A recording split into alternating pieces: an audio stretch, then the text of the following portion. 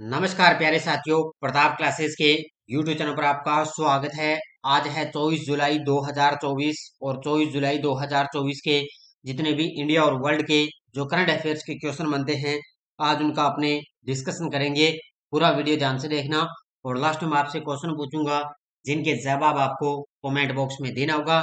आज अपने पढ़ेंगे चराई देव मैदान को यूनेस्को की विश्व धरोहर स्थल के रूप में नामित, अंतर्राष्ट्रीय ओलंपिक समिति द्वारा ओलंपिक ऑर्डर से सम्मानित और दुनिया की पहली high speed carbon fibre train बनाई गई है। इनकी आज हम चर्चा करेंगे पूरे लेटेस्ट न्यूज के साथ में। अपनी इस क्लास का टाइम है 7:30 पर ये लाइव क्लास आपको मिलती रहेगी। तो सारे विद्यार्थी एक बार सेशन को लाइक शेयर करेंगे और जो साथी हमारे चैनल पर नहीं है तो जरूर आप इनको सब्सक्राइब करें और इसके पास लगे बेल आइकन का घंटा दबाएं ताकि हम जैसे वीडियो अपलोड करें उसका नोटिफिकेशन आप तक पहुंच जाएगा। तो सभी साथियों को गुड मॉर्निंग। स्टार्ट करते हैं आज की करंट अफेयर्स की क्लास। सबसे पहले हम कल के क्वेश्चनों को करेंगे रिवाइज। देखिए, हाल में किन टेनिस खिलाड़ियों को international tennis hall of fame में शामिल किया गया? तो लिएंडर पेस और विजय अमृतराज को। किस भारतीय हॉकी खिलाड़ी ने इंटरनेशनल हॉकी से संन्यास लेने की घोषणा की? तो PR श्रीजेश ने। कौन से भारतीय खिलाड़ी मोटो जीपी इंडिया के ब्रांड एम्बेसडर बने? शिखर धवन। किस संस्थान ने बागवानी विज्ञान के क्षेत्र में अग्रणी काम के लिए सर्वश्रेष्ठ प्रौद्योगिकी पुरस्कार जीता? तो वो है IISR। डॉक्टर R बाला सुब्रमण्यम द्वारा लिखित power with in the leadership legacy of Narendra Modi नामक पुस्तक किसे भेंट की गई? डॉक्टर जितेंद्र सिंह। किस राज्य के CM ने राजीव गांधी सिविल अभ्यस्तम का शुभारंभ किया? तेलंगाना के CM। किस राज्य सरकार ने श्रमिक बसेरा योजना 2024 की शुरुआत की? तेलंगाना की सरकार ने। अखिल भारतीय फुटबॉल महासंघ द्वारा भारतीय पुरुष फुटबॉल टीम का नया मुख्य कोच किसको नियुक्त किया गया? मनोलोक मार्केज। और पद्म श्री पुरस्कार से सम्मानित कमला पुजारी का निधन हो चुका है। इनको पद्म श्री पुरस्कार 2019 के अंदर मिला। ये थे कल के क्वेश्चनों का रिवाइज। टेस्ट आपको मिल गया और इस प्रकार जो वन लाइनर मैं आपको करवाता हूँ उसका पोस्टर भी आपको टेलीग्राम पर मिल जाता है। तो इस प्रकार टेलीग्राम पर भी आप रिवाइज कर सकते हो। यहाँ पर भी मैंने रिवाइज करवा दिया और टेस्ट भी आपको डेली मिल रहा है। तो टेलीग्राम ग्रुप को ज्वाइन कर लेना, प्रताप क्लासेस के नाम से है। उस टेलीग्राम को ज्वाइन करके डेली आपको इस प्रकार का पोस्टर मिलेगा करंट का वन लाइनर में, वहां पर आप रिवाइज कर सकते हो। तो स्टार्ट करते हैं आज की करंट अफेयर्स की क्लास। और जितनी भी अपनी अटैच सीरीज है ना, वार्षिक करंट है, RPSC RSM द्वारा पूछे गए ओल्ड क्वेश्चन है, सभी पर अभी भी 50% का ऑफ चल रहा है। कोई भी साथी अगर वंचित है तो इन PDF वगैरह है, टेस्ट सीरीज वगैरह है, आप ले सकते हो। इन पर सभी पर 50% का ऑफ आपको दिया जा रहा है। तो बढ़िया तरीके से आप ये टेस्ट सीरीज ले सकते हो। तो स्टार्ट करते हैं आज की करंट अफेयर्स की क्लास। पहला क्वेश्चन देखो, हाल में किसने एयर ब्रीदिंग प्रोफेशनल प्रौद्योगिकी के प्रदर्शन के लिए दूसरी प्रायोगिक उड़ान सफलतापूर्वक पूरी की है? हाल ही में किसने एयर ब्रीदिंग प्रोफेशनल प्रौद्योगिकी के प्रदर्शन के लिए दूसरी प्रायोगिक उड़ान सफलतापूर्वक पूरी की है? तो वो की है इसरो ने। किसने की है? जो इसरो का ये सतीश धवन अंतरिक्ष केंद्र है, वहां से इस उड़ान का सफल परीक्षण किया गया है इसरो के द्वारा। ये दूसरी प्रायोगिक उड़ान है जिसका सफल परीक्षण किया गया और इसका नाम आपको याद रखना है एयर ब्रीदिंग प्रोफेशनल। ये प्रौद्योगिकी की उड़ान है जिसका इसरो के द्वारा इसका सफल परीक्षण किया गया। देखो पूरी डिटेल। भारत ने पुनः प्रयोग वाले रॉकेट को विकसित करने की दिशा में बड़ी सफलता हासिल की।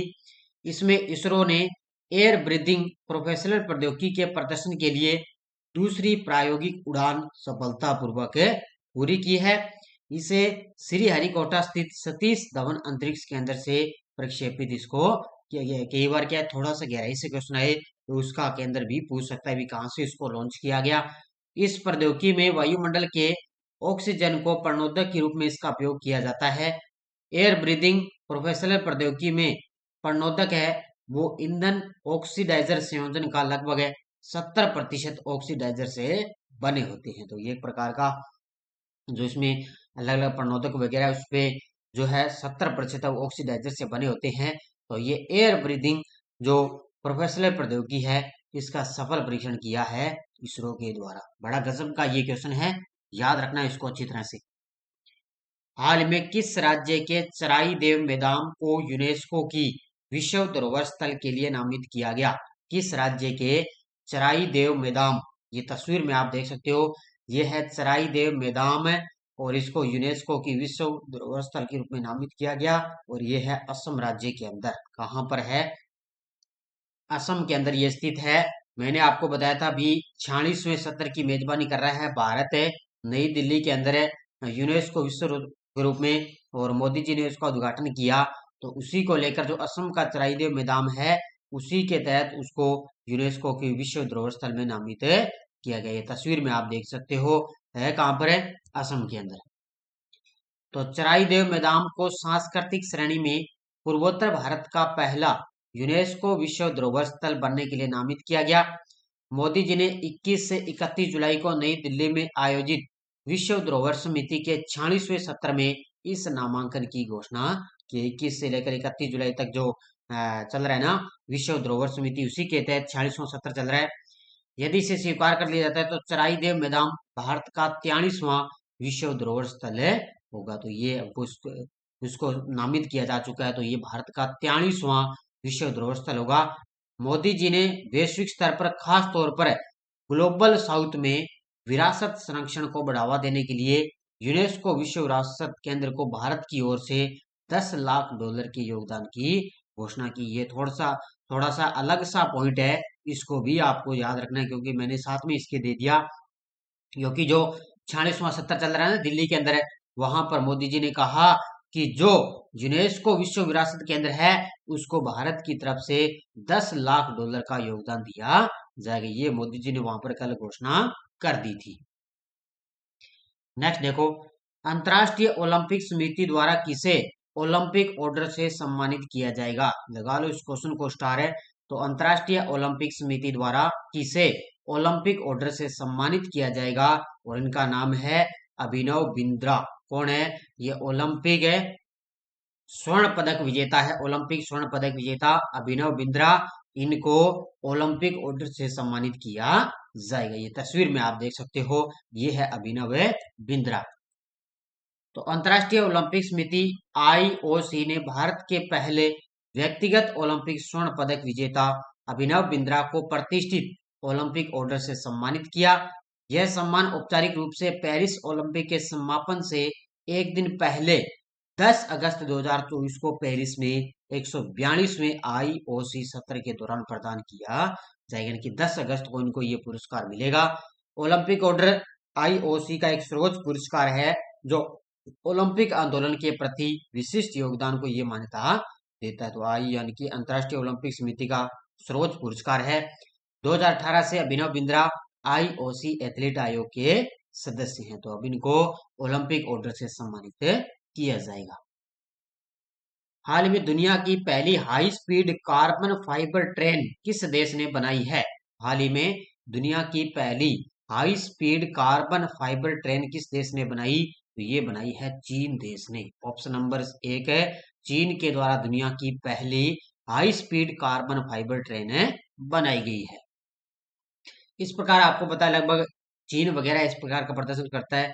तो चीन ने हाल ही में हाई स्पीड रेल टेक्नोलॉजी में एक अभूतपूर्व प्रगति का प्रदर्शन किया जो इस क्षेत्र में वैश्विक नेता के रूप में उसकी स्थिति को मजबूत करता है। इंटरेस्टिंग इंजीनियरिंग के अनुसार देश ने इतिहास की पहली पूरी तरह से कार्बन फाइबर से बनी यात्री ट्रेन से पर्दा उठाया। यानी कि पूरी तरह से ये कार्बन फाइबर से ट्रेन बनी है और ये ट्रेन है जो 87 मील प्रति घंटे यानी कि 140 किलोमीटर प्रति घंटे की टॉप स्पीड तक पहुंच सकती है। तो इसका बनाया किसने है? ध्यान रखना इतना ही, चीन देश ने इसको बनाया। एयरबेस कब तक अपना पहला मेड इन इंडिया H125 विमान लॉन्च करेगा? एयरबेस कब तक अपना पहला मेड इन इंडिया H125 विमान लॉन्च करेगा?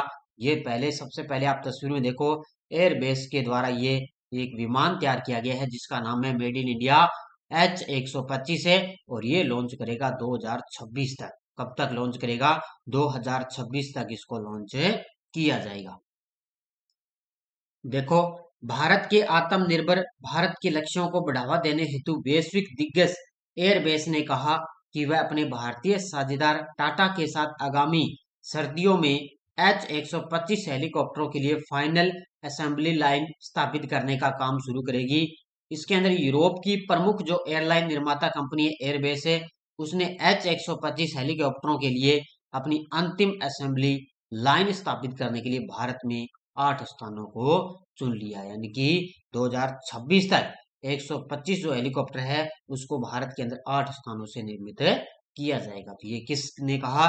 एयरबेस 2026 तक इसका निर्माण करेगा।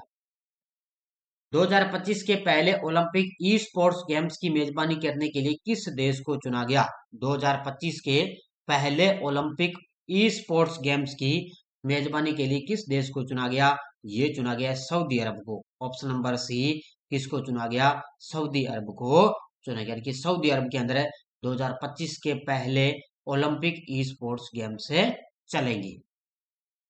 तो अंतर्राष्ट्रीय ओलंपिक समिति आईओसी ने 12 जुलाई को घोषणा की कि उसने सऊदी अरब में 2025 के पहले ओलंपिक ई स्पोर्ट्स गेम्स की मेजबानी के लिए सऊदी अरब की राष्ट्रीय ओलंपिक समिति के साथ साझेदारी की है।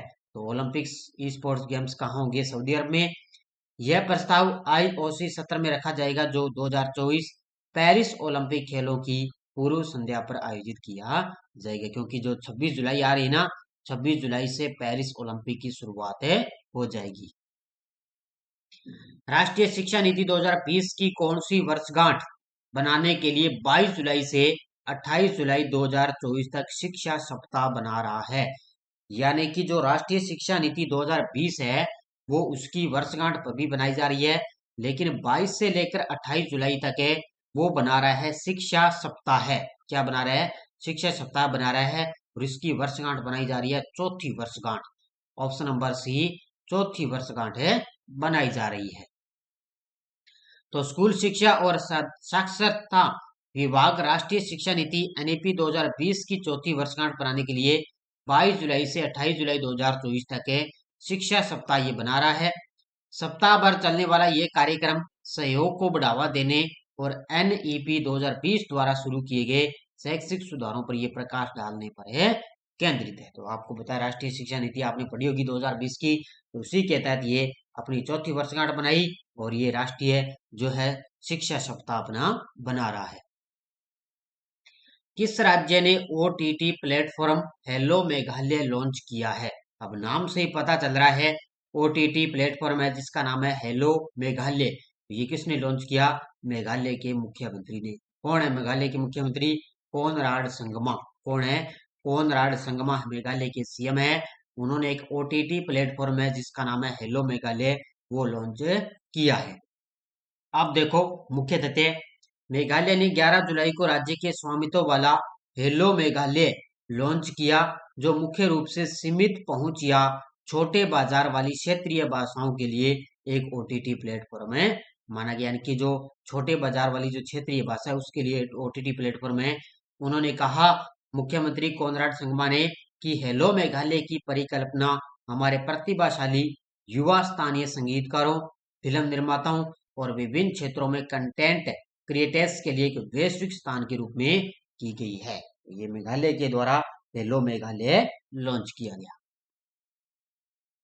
अब आपको एक पॉइंट याद रखना है कि असम सरकार का बड़ा फैसला, मुस्लिम विवाह और तलाक पंजीकरण कानून उन्होंने रद्द कर दिया। यानी कि असम सरकार ने जो मुस्लिम विवाह और तलाक पंजीकरण उसको वो कानून बनाया गया उसको रद्द कर दिया। असम सरकार द्वारा असम मुस्लिम विवाह और तलाक पंजीकरण अधिनियम और नियम 1935 को निरस्त कर दिया गया। सीएम शर्मा ने कहा कि इस कानून को खत्म करने का मकसद लैंगिक न्याय और बाल विवाह को कम करना है। यानी कि असम के सीएम हिम्मत बिस्वा शर्मा, उन्होंने कहा कि इसको लैंगिक न्याय और बाल विवाह को कम करना इसका मुख्य उद्देश्य है। तो जो कानून इन्होंने बनाए अपने राज्य के अंदर वो रद्द कर दिए। ये टेलीग्राम ग्रुप है, कोई सूचना कोई लिंक वगैरह आता है जो बंदे अंदर मैं आपको करवाता हूँ उसका पोस्टर भी आपको टेलीग्राम पे मिलने लगा है। पिछले वीडियो क्वेश्चन क्या था? हाल में जारी फीफा पुरुष रैंकिंग में भारतीय फुटबॉल टीम कौन से स्थान पर है? तो वो है 124वें स्थान पर है। बहुत सारे विद्यार्थियों ने बड़े शानदार तरीके से जवाब दिए और इसके अंदर अर्जेंटीना पहले स्थान पर है। उन सभी साथियों को हार्दिक शुभकामनाएं। अब देखो क्वेश्चन फॉर यू, हाल में पीएम स्वनिधि योजना के तहत सर्वश्रेष्ठ प्रदर्शन करने वाला राज्य कौन सा है? हरियाणा, कर्नाटक, मध्य प्रदेश, उत्तर प्रदेश। इसका जवाब आपको कमेंट बॉक्स में देना है और दूसरा राज्य भी आप मुझे बताओगे। पहला तो बताना है और दूसरा राज्य भी आप मुझे जरूर बताओगे दूसरा राज्य कौन सा था। ये थी आज की अपनी करंट की क्लास। इसके अलावा एलडीसी वगैरह सीटी की अपनी इन सभी पर अभी भी 50% का ऑफ चल रहा है। सावन महीने में आपके लिए 50% का ऑफ आपको दिया जा रहा है। तो बढ़िया तरीके से आप टेस्ट सीरीज वगैरह ज्वाइन कर लेना। सारे विद्यार्थी एक बार वीडियो को जाते जाते लाइक शेयर करेंगे। धन्यवाद। जय हिंद, जय भारत।